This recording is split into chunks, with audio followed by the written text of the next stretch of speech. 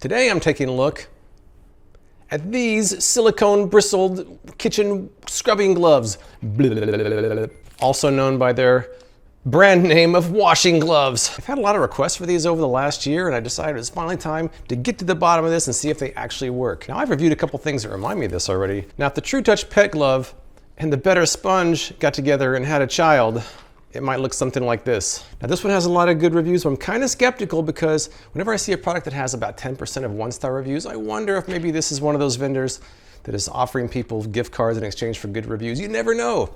That is something to look out for. I purchased it myself. I'm going to try it myself and see if it actually works and get to the bottom of it. Now, they say there's other uses for it, but really it's advertised as kitchen gloves. They're kitchen scrubbing gloves. So let's see what we got. Here we go.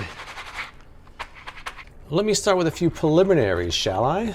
I got a few plates here that have actually been used. Let me just wipe these off before I get to the hard stuff.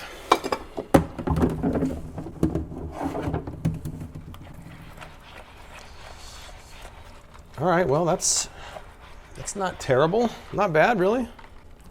Of course, there's nothing on here, so that's why it's not so bad. Oh, the soap kind of stays on there. It feels a little weird just rubbing my hand on there.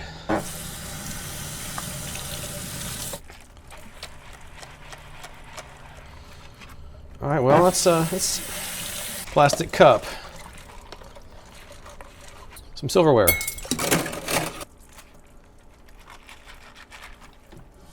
By the way, this is pretty hot water, and my hand's getting pretty hot.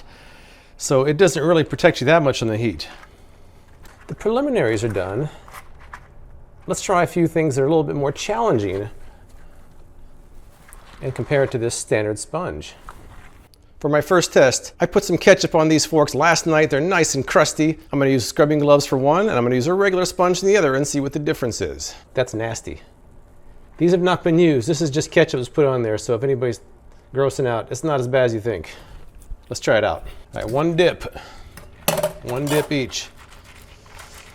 Oh, definitely more challenging.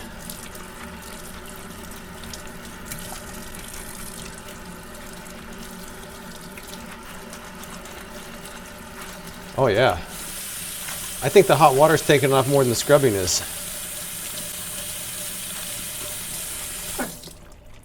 But, you know, it did work. I did get it off. Let me try the abrasive side of this sponge next. Oh, that's much better. Without the hot water running on it, much better. It seemed like in the first test, this was better than this, but we got a long way to go. Let's keep trying. For my next test, I smeared some peanut butter on these knives last night. Nice and crusty once again. Let's see how they do against the regular sponge. Let's see if we can get that off. If you thought the forks were nasty, how about peanut butter? Not good. This has been caked. I put it on last night, so it's been sitting there for a little while. All right, dunk. I'll try the sponge first, just to be fair. Abrasive side of the sponge, with no water running. Oh, easy. Look at that, easy. Easy. That wasn't really a challenge. How about this? Oh, that was easy too. All right, so that wasn't even a good test. That wasn't a good test because it was easy for both of them. I sprinkled a little sprinkled cheese onto this plate, stuck it in the microwave. I'm gonna do one side with a glove and one side with a sponge and see which one's best. How about a plate with cheese stuck on it? One dunk, dunked in the water. All right, it's coming out. It's coming out. That wasn't really that bad. Let's try this side. That wasn't that bad either. I would say that's probably a tie. I would say that was a tie. That was definitely a tie. I would say so far these gloves aren't doing quite as bad as I thought. Next up, this morning I poured my shake into these glasses and poured it out. Made sure I got it all on the inside. Ew, that's ugly. Let's see how the kitchen gloves do against a sponge on this. Speaking of nasty, this is probably the nastiest thing that I've got. Now these weren't used either. I just dumped them in there, swished it around, and dumped it back out. Okay, now getting inside there is a little bit. Oh, that's so gross.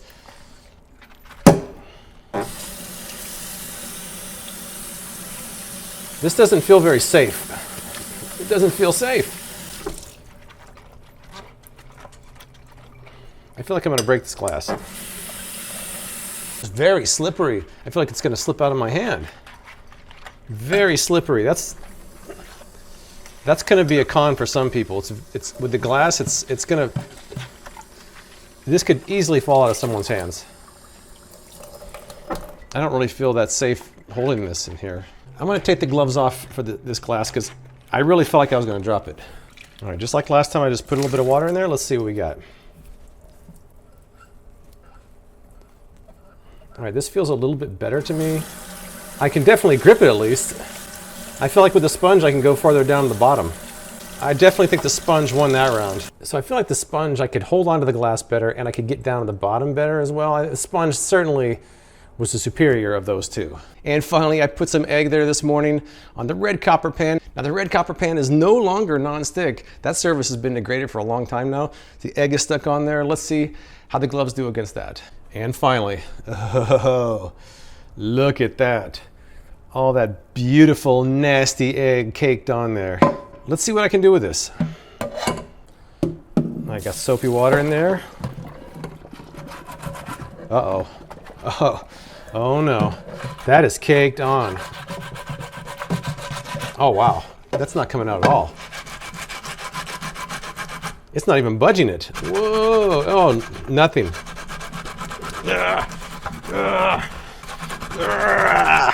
Have I mentioned that the red copper pan does not have a nonstick surface anymore? This is 3 years later. Not good.